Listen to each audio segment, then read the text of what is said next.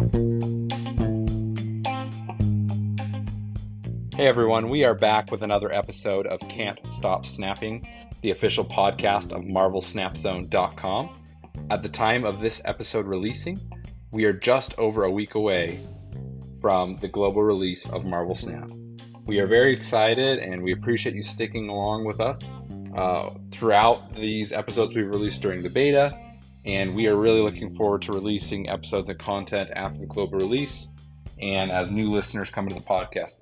You may notice in future episodes that we try to take a little more time to explain the basics, to break down and remind listeners of what cards are, etc.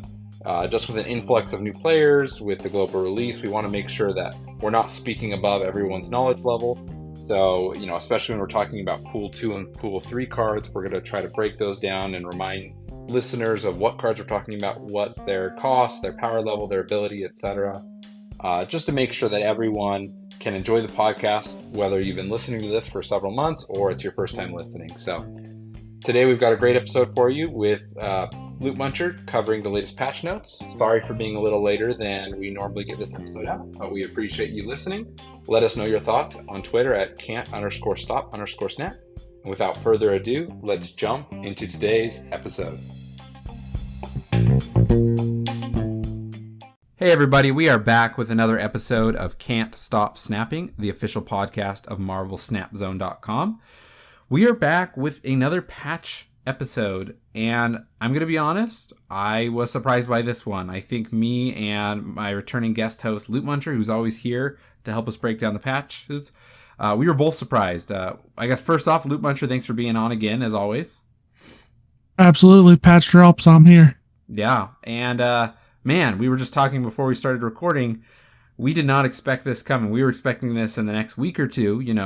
They said they were going to add some more stuff before launch, but we did not expect it so soon after they released their roadmap, right? Yeah, I thought for sure that at best case scenario, we'd see it next week. Worst case scenario on launch. But I'm glad they got it out, so they can fix anything that may still need fixing. Yeah. I think you never want to push out the big thing the day, before it's needed, right? Just in case there's hot fixes or bugs they need to squash at the last second. So for sure. This sets them up for success, I think. So, okay, well, let's dive in here. So this is patch notes, October 4th. We'll go through the general section first. A lot of this is expected. There are a couple things we didn't know about, but first, inbox. We've added an inbox tab within the news section where you can expect to find messages and upcoming rewards.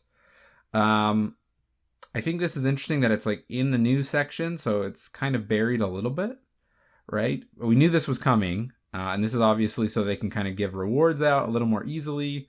Other games have this. Do you like the placement? Would you like to see it a little more clear? I don't like the placement for now, but I feel like it's probably a holder. Probably hold is where it's just living for now. I'm assuming when they add friends list and guilds and like the other social features they want to add, I'm sure this will probably be thrown in with that. For now, it's fine, but we'll see what it's used for or whatnot. I kind of was hoping that they'd at least send a message or like 2 credits as a joke or something just to test it, but it's fine. yeah. I'm sure we'll see some stuff in the next couple of weeks, but and you make a great point.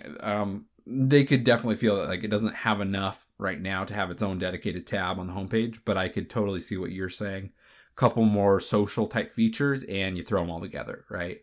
Or messaging type features. So, okay. Another thing we didn't, we kind of knew there was going to be a welcome bundle, I think, but we didn't know what it was. So it says, check out the shop for a featured welcome bundle that includes a Captain America variant card, Captain America variant avatar, plus 700 gold. And correct me if I'm wrong, I think this is $2.99, at least in USD.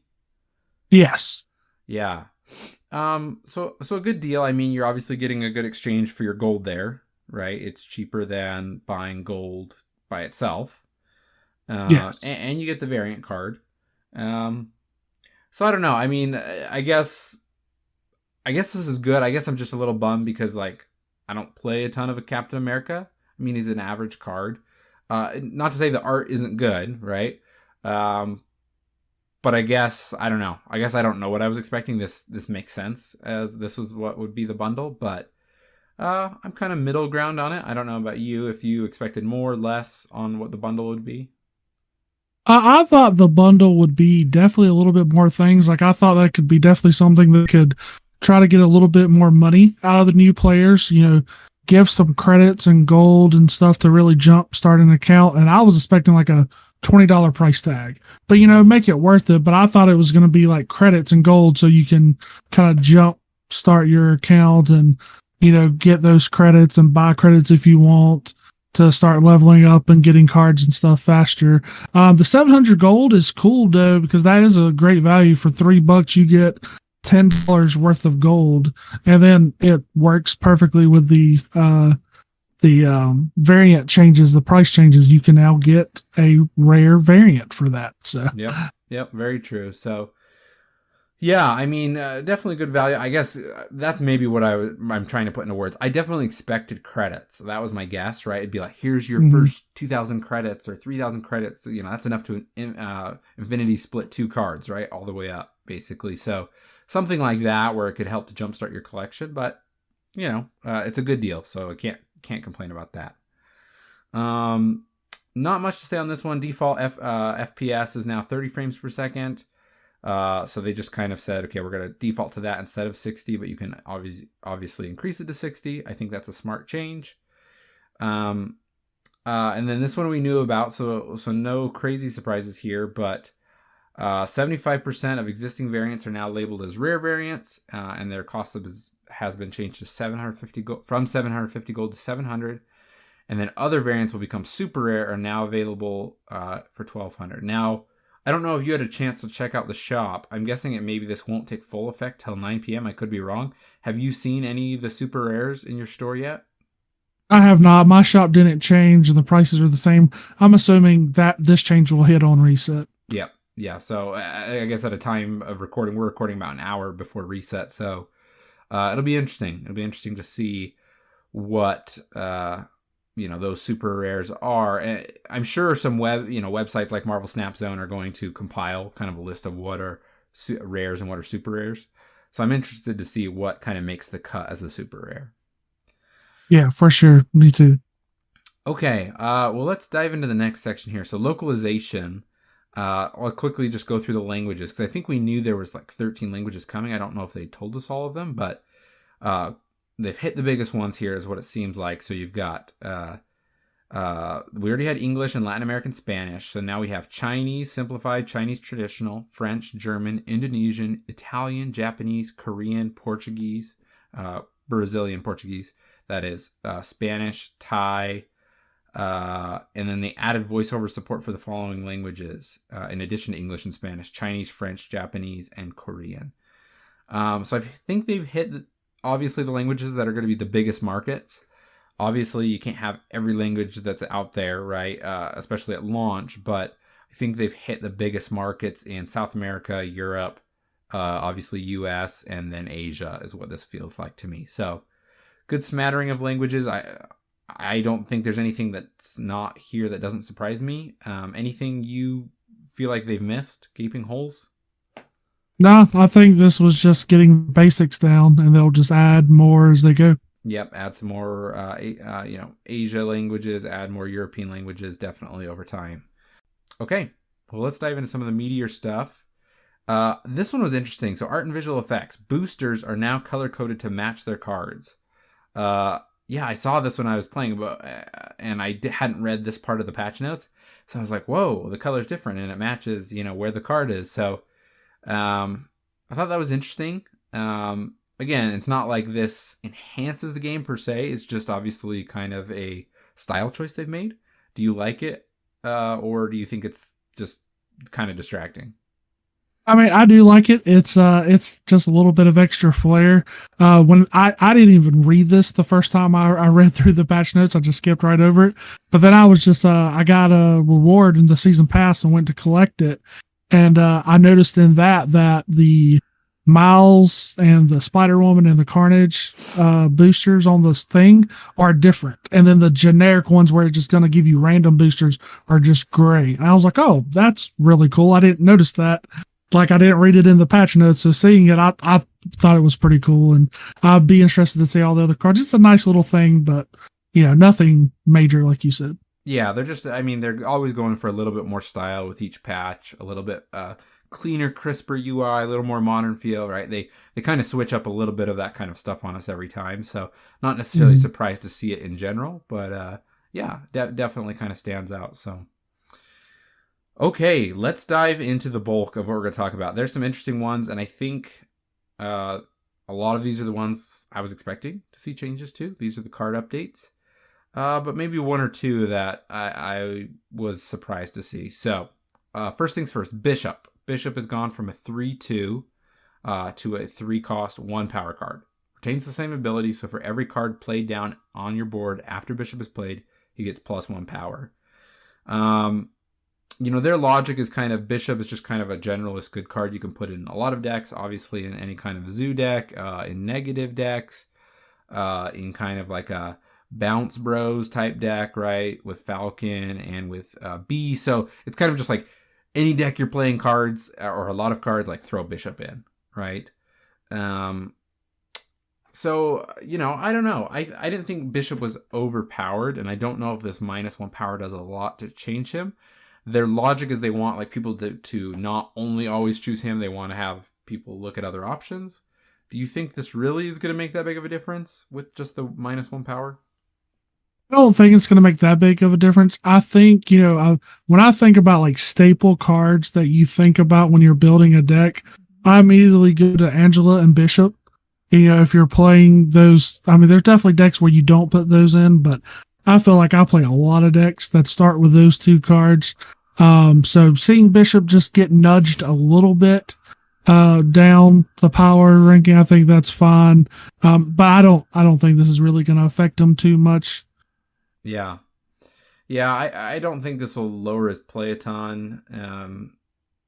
I think, obviously we've said this before. You and me have said this. 1 power can make a difference, but Bishop, you're already just like loading more power onto him. So like, it's kind of like when you're playing cards down to buff him up, like that 1 power sometimes doesn't make that big of a difference in that case. So anyway, it'll be interesting to see. I'd expect to see Bishop in the same kinds of decks he's played in today. But time will tell. We'll see if he changes. I want to kind of jump around here, Loot, just because there's 3 cards, 2 that start with M and 1 that start with R here that we're going to talk about in a second. I want to kind of pair those together. So let's talk Nakia next. Nakia is a 3-cost 1 power card, and the ability reads now, on reveal, give the 2 leftmost cards in your hand +2 power. So as we know, Nakia has definitely been nerfed in the past. It used to be buff all cards in your hand by 2 power. Then they did it to 2 random cards. So the logic here is you get a little bit more control. When you play her, you know what's going to be buffed. But obviously, just determined by the order you draw cards in and the cards you're able to play. Like, what if all your 6-cost cards are like the most left cards in your hand, and you want to buff cards that you'd play earlier, something like Brood or Mr. Sinister, where you want to like buff them to be able to get that buff power on their token cards they're going to play out, right? So I get that this gives you a little bit more control. I still feel like Nakia is nowhere near playable level like she was before. Yeah, I think this helps a little bit of knowing where the power is going to go, but I don't quite understand why they are dying on this hill of it. They want Nakia to give +2 power. They don't want to just like, because I was thinking about changes with Nakia last patch. I was like, what if they make her like a 3-2 and just +1 to all the cards in your hand? Something. But I think they really are dying on this hill of the +2 power for the spoilers alert, the determined cards. The whole Black Panther line of cards seems to care about increasing power and doubling power of cards and stuff. So I imagine that's what they're going for. They really want Nakia to work in a deck like that and give that +2 power to those cards. But because I thought, for sure when they started nerfing her that we were going to end up with +1 power to all cards, but they do not want to make that change apparently. And I don't know if this is enough. I feel like they're going to still have to keep working on this one. Yeah. I mean, the only people I see playing Nakia are bots. And I could not agree with you more. I mean, if you really think about it, okay, 2 cards get +2 power, so that's +4 power, right? If she was +1, I mean, on average, really, like, especially by turn 3, how many cards do you have in your hand, right? You have 3 to 4 or 5 cards. So, like, reality is getting +3 to +5 power. It's not like it's all of a sudden you're getting +10 more power, right, with that change. So I think that would be a great change. I think it would just make it more consistent and feel a little bit better instead of this just like +2 power, but it's so hard to get, like, pick which card you get that +2 power on, even with this change. And maybe my logic is wrong with the Black Panther cards, but that, I mean, they don't want to change it from +2 power for some reason. There's definitely a reason why it's still at +2 power after this is the 3rd change. So yeah, well, maybe eventually we'll get there. Maybe they'll hear us. Okay, the next 3 cards I wanted to talk together with you because I feel like there's definitely some relation, and a certain archetype, which one of these cards is based around, is definitely highly nerfed. So that is Mr. Negative Dex. So let's start with Mr. Negative himself. Mr. Negative has gone from a 4 cost 1 power card to a 4 cost -1 power card. So this really is, they're digging in here, right? So we've gone all the way from 4 power down to -1 power. So a change of 5 now after 2 nerfs. So I think I guess that by itself. I mean, we'll look at the next 2 cards that also kind of are played in this deck type a lot lately. But what do you think about this Mr. Negative change? Do you think it's too much? It's a flavor win. Mr. Negative having -1 power. And I'm not sure. It's a very unique card and ability, and it restricts what they can, what cards they can come out with in the future. So I feel like you definitely don't want to make it where you can just, it's such a powerful effect. You do have to try to do something, and it seems like they want to stick with the 4 cost, and you just keep dropping its power. I definitely didn't see a lot of change in the meta for Mr. Negative when they changed it to 1 power. So maybe -1 will help more. I mean, the 1 power definitely was, I could tell it made it a little less strong, but didn't affect the numbers of me seeing it played. But maybe -1 will.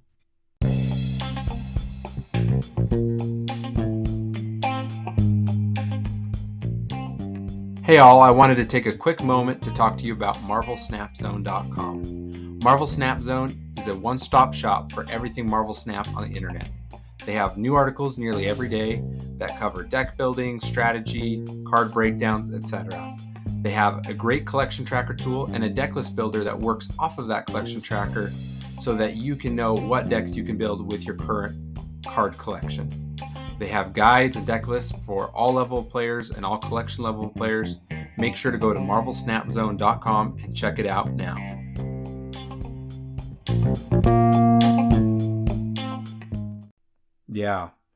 Yeah, no, it'll be interesting to see. I've been playing a lot of the negative deck lately, and I definitely know that I'm feeling like I don't want to play it going forward as much. And part of the reason is because of the next cards we'll talk about here, which is Magic next. So Magic is still a 5 cost 3 power card, but the ability now reads, you can't play this on turn 6.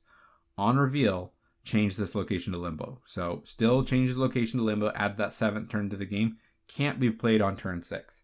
And I mean, this was a huge thing with negative decks, right? Like either you're playing, or it's like, Sarah negative decks, right? It's like you play Sarah down on 5, then Magic only costs 4 on turn 6, so you could play Magic and another card, or Magic gets flipped with Mr. Negative, so then it's a 3 cost, and maybe you still play Sarah, so then it's a 2 cost, right? Kind of this whole thing. But usually, myself and others, everybody was playing Magic on turn 6, right? To kind of surprise with that last extra turn, and Negative was helping to get the cost down, and or Sarah was helping with that.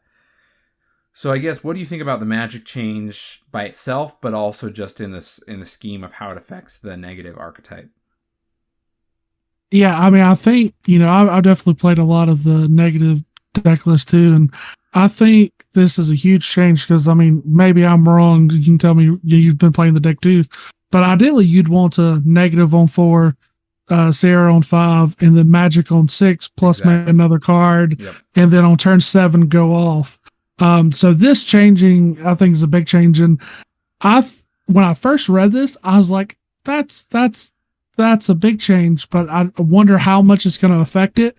And then I saw a streamer play one game, and on turn 1, someone Iceman and hit magic, and I was like, oh, that card's just a 5/3 with no effect now. Yep. Like, I was like, that's very interesting. I did not think about that interaction before, but yes, I think this change is going to be the biggest change to the Mr. Negative deck, is the magic not being able to be played on 6. Because it limits you to be able to draw that extra negative flipped card. It limits you to do kind of that ideal play that you just talked. Negative, Sarah, magic, 4, 5, 6, right? So yeah, I mean, it's just definitely has weakened that archetype. One card also that's seen a lot more play since the last patch is Ronin. So Ronin's had a change as well. So Ronin was a 5 cost 0 power card, I believe. No, it was 3 power, right? No, now I'm second guessing myself. Well, yes, last patch they changed it to a 5/3. Okay. And so it was a 5/3 since last patch, but it was plus 3 power. Okay, that was a change. Okay, I started second to guess myself as I was reading it loud. So now the ability is ongoing, plus 2 power for each card in your opponent's hand. So they've taken that down from plus 3 to plus 2. I think it's interesting because essentially now it matches Devil Dino, right? They're now both 5 cost, 3 power. They both do plus 2 depending on your opponent's hand versus your hand. So they both started in different places, right? And they've both gone through multiple iterations, and they both ended up the same. So do you think this is good? Do you think this is a fair card now? Do you think it's going to still see a good amount of play? Yes, I still think it's going to see some play. The whole Sandman decks and stuff like that, really be able to slow down your opponent's hand and still getting good value with the power. But yeah, I think Ronin's just one of those cards that didn't see any play. So, they pressed the button a few times, powered it up, and just pressed that button too many times. And so I think plus 2 power puts it back at the right spot. I mean, we'll see the play, but I mean, I definitely saw a lot of Ronin and got blown out by a lot of Ronin's just not expecting that power, not realizing, oh, I have 5 cards in hand, and that Ronin's huge. But yeah, I think 2 power is a good place, and it should go back down, but definitely should see more play than before they touched the card at all. Yep, agreed. Okay, last but not least, we have one more card change here, and that is Goose, which will actually lead us into our locations conversation. So, this is interesting because I think this is one of those things with Goose and with the locations that have been changed accordingly that people expected to work a certain way, and then they didn't. And actually, Second Dinner has changed the game so that it works in the way that some people thought it would. So Goose is a 2 cost, 2 power card, and the ability reads, ongoing, nobody can play 4, 5, or 6 cost cards at this location. Okay, so, and then it says, see the developer comment and locations update before. So you may say, okay, wasn't that the same ability, right? So the change here, I'll read the developer comment here, as we have a number of updates to abilities that enact play restrictions to make them check the adjusted cost of cards in hand rather than their original base cost. For example, if your Sentinel costs 4 due to wave, you can play it at Crimson Cosmos. So basically, before there was this thing with like Goose or with locations that said only certain cost cards can be played here, or certain cost cards cannot be played here, where your cost of your card would change because Iceman would hit it, or Wave would increase the cost, or other things, right? And then all of a sudden your card cost would say 4, and you'd say, well, why can't I play it here? It just says I can't play 1, 2, or 3 cost cards here, right? But my card is currently a 4 cost. But the logic in the game was going off of their original cost. So now they're changing it so that it goes into what their current cost is. So this is like any cards that have been affected by Mr. Negative, any cards that have been affected by Iceman, right? Any cards that have been affected by Baron Mordo, right? That's now a 6 cost card, right? All these things will actually take effect. So whatever the current cost of the card is, that is what these locations and what Goose will take into account. Is that how you understand it? Yes, that's exactly how I understand it. And I think this is the biggest change they've made in the beta. I mean, this completely reworks how like their rule system worked with the cost of cards. So I think this is a huge change. Yeah, I'm curious. Like, obviously, this is something they've gotten feedback on basically since day one, right? People are like, wait, like I remember, months ago, everybody's like, why can't this be played here? Why can't this, and it just kept getting asked over and over again until finally everybody kind of caught on, hey, that's not how it works. So maybe they were like, okay, we need to change this, but maybe just the logic was complex, right? Like you're saying, it's not just like, oh, change the text and everything works great. They probably had to go back to the drawing board a little bit and change the code and change the logic of how this is all handled to make this work. So let's dive into the locations. So Crimson Cosmos, so it was saying 1 and 2 and 3 cost cards can't be played here. Now it says cards that cost 1, 2, or 3 can't be played here. Hellfire Club was 1 cost cards can't be played here. Now it says cards that cost 1 can't be played here. And the Big House, 4, 5, and 6 cost cards can't be played here, has been changed to cards that cost 4, 5, or 6 can't be played here. So those 3 locations have their logic changed. So that again, like if you Mr. Negative something that was originally a 4 cost, Jubilee is a good example. So Jubilee is a 4-1 normally. If that flips to a 1-4, then all of a sudden you can play her in the Big House, right? Where you wouldn't have been able to beforehand. So yeah, it's a huge change. And one of the cards that I'm really interested to see how it affects it is Death. I'm a big fan of the card Death and that deck, and that was always like an upside to Death of playing around card effects like that. And so it's going to be very interesting to see like that. But yeah, like I said earlier, and you were talking about, I think this is a huge change of like, it's stuff that we're not even going to fully understand, because like this to me is a huge rule change. So definitely going to take some time getting used to and feel the full effect of it. I did not think about Death. You bring up a great point, because like, okay, the classic Death is you get a couple destroys, then you throw down Wave, right? Ideally, you're getting her down to 0, and maybe you've been able to Moon Girl her, so you have 2 copies. But you get her down to, let's say, 1 or 2, then all of a sudden, if Crimson Cosmos or Hellfire Club is on the board, then all of a sudden you can't play Death there. So it's kind of like this indirect nerf to Death. I don't think it's going to like kill Death, right? I still think Death's a good card. Yeah. But all of a sudden, based on the RNG of what locations you happen to have, Death is a little bit weaker. It's definitely going to have some impact. The Big House and Goose and stuff being able to play around that, because they say 4, 5, and 6, but Death costs 9, so you kind of got cheeky with it and could cheat it around that. But now, if the Death costs 4, 5, or 6, you won't be able to play it there. So, like I said, I don't think it's gonna make Death unplayable either. But like I said, I think it's gonna take some playing with this new rule change to completely understand all the cards and situations that it's going to affect. Yeah. It'll be interesting to see how the community kind of rallies around this one and what changes it. It has indirectly on the meta, right? Only time will tell as people kind of play around with it. So, okay, let's as normally we're not going to go read through the whole bug list. I guess I just want to point out the sheer number of bugs in this fix. I think it's one of the higher ones for sure. And this definitely, I mean, they fixed a lot of bugs last patch, so you can definitely tell that that's kind of been their focus, is just squashing as many bugs as possible before global release, which is great to see. I mean, you want people, we've all been playing in the beta. We've understood that there's going to be some issues. There's going to be some quirkiness. But really, when people are not coming into a beta, they're coming to something that's fully released. They want to see that the game is clean, that the game works. They're not seeing crashes, they're not seeing weird glitches, etc. So I guess I feel good about this. I know there's 1 or 2 bugs that I do want to mention out, that just because I think they're funny or they want to point out. Is there any of the bugs that you've seen in the bug list that stand out to you, Lootmuncher? Yeah, so I was just looking through this just like last time. I was just looking for anything that actually has like in-game ramifications. And the two that I saw off the top was Kingpin Mm-hmm. no longer destroys itself if it gets moved.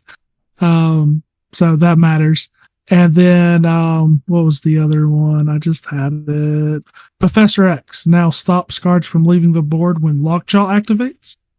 So Yeah. I know they made that change last patch with the goblins not switching sides and stuff, but now Lockjaw also doesn't move the cards.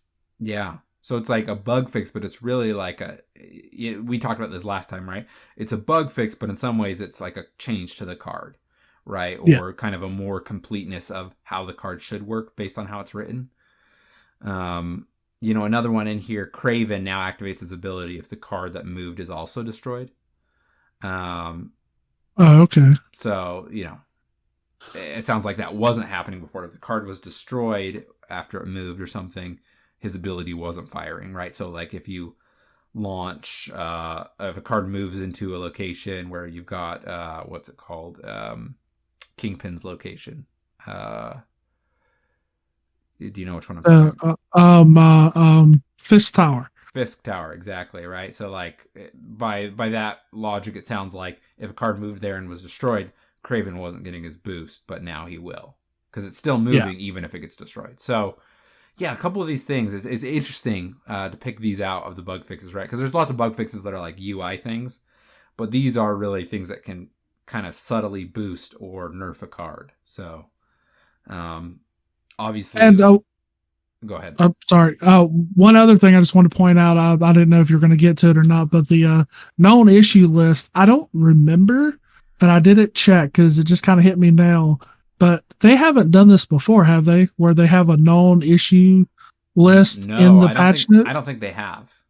Yeah, and I really like that. I'm glad because it does bring foresight into things that maybe people don't know about. Like if this was a thing and you knew that Kingpin would destroy itself and stuff like that, you could know before it happened to you.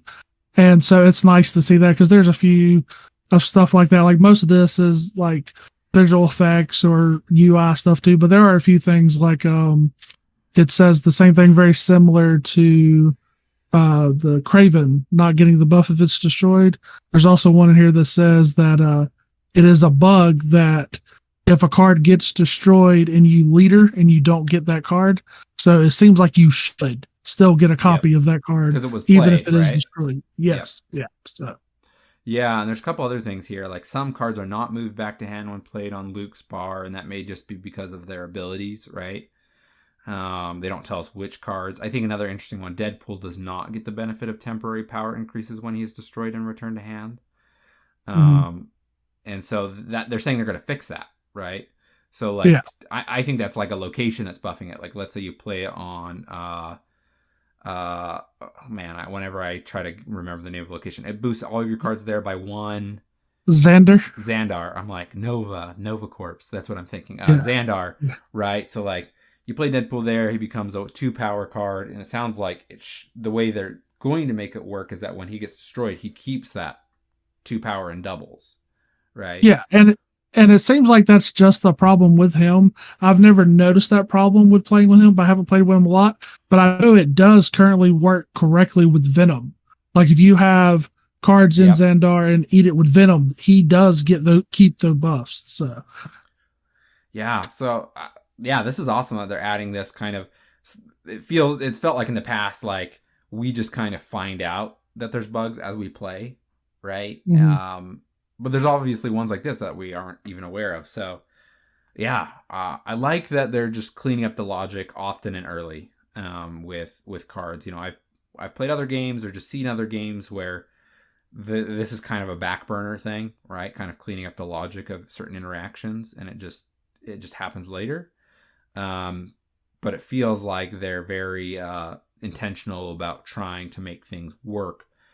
Not just with each other. I mean, there's card and card interaction, but there's card and location interaction. There's so many combinations, which I think is why it's hard to get it perfect every time. But they're obviously putting in the work to kind of clean these up as they're made aware of them by the player base or by their QA team. Yeah, exactly. I think they're on the right track of trying to keep everything under the same logic. So, like we were talking about, if that works with Xander and Venom, it should work with Deadpool. And they know that that isn't, and they're going to change it. So, I like that they at least do it. And like I said, I like the unknown issue list. Hopefully, they'll keep that in the future. If they go into a patch and know that there are still issues, I hope they continue this because I think this is a good trend. Yep. Couldn't agree more. Well, Loot, how are you feeling overall? I mean, this was a smaller one than last time for sure. As far as like card changes, last time we had like 30 cards that had changes, it felt like.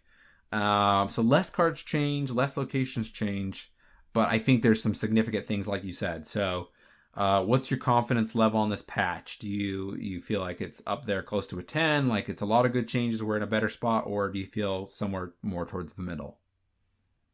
I would say this is a good patch. I would, if you put a number on it, like a 7, like a nice solid 7.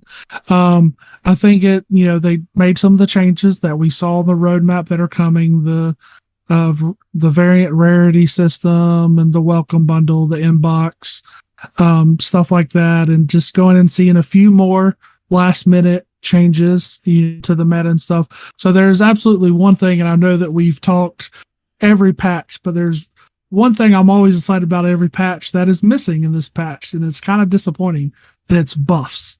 Buffs are my favorite.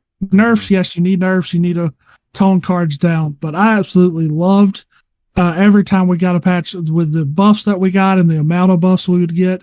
I'm assuming these were changes that they were thinking about doing and wanted to just get a little bit more data. I'm assuming there just wasn't enough data to show that, hey, this needs to be buffed, this doesn't. So I'm assuming we will still get buffs in the future, but just a little disappointed that we didn't get a few buffs in this patch, just because that's one of my favorite parts about the balance changes is what cards that I deem not worthy enough to play that I can now play with.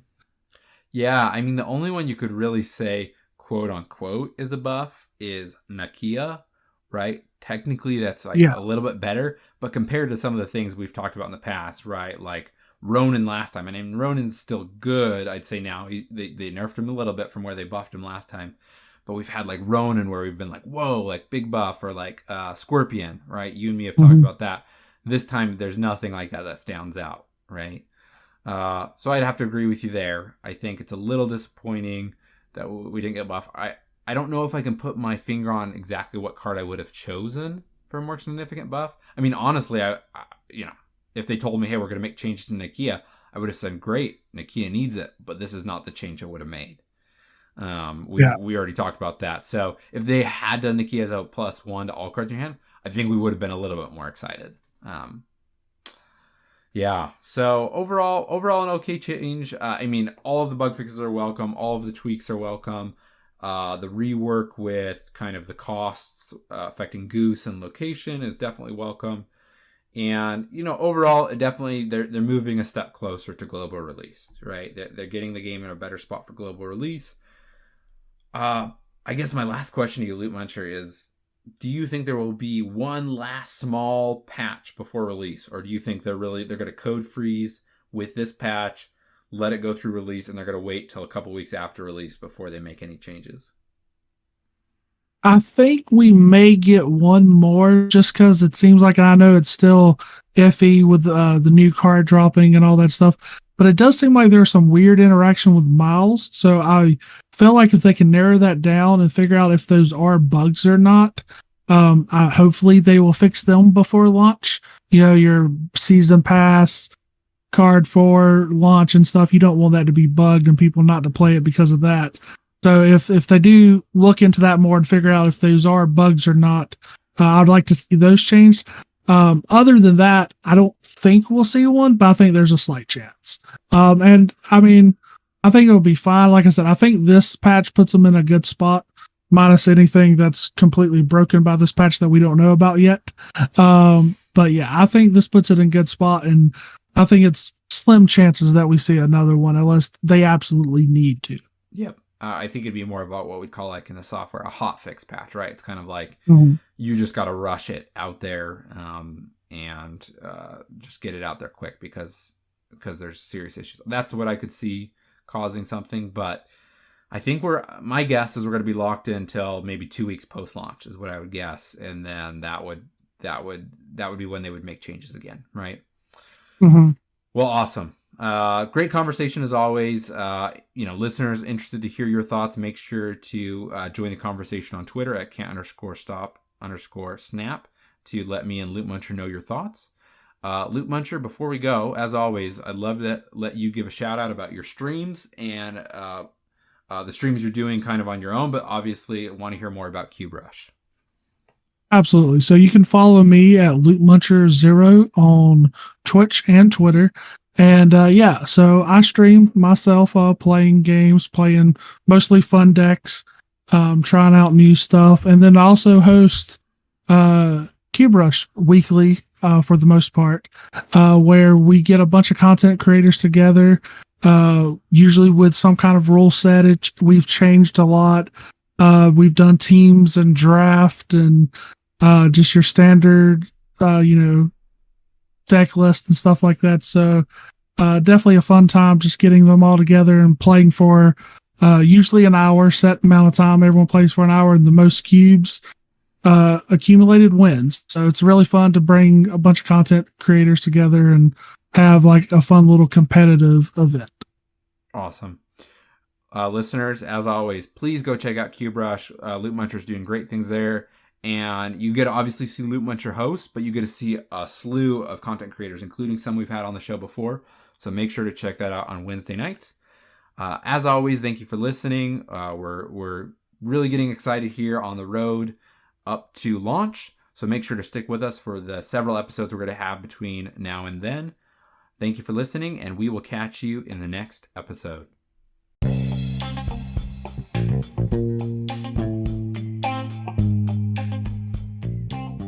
Can't Stop Snapping is a podcast written, recorded, produced, and hosted by Michael Thurman. Thanks for listening.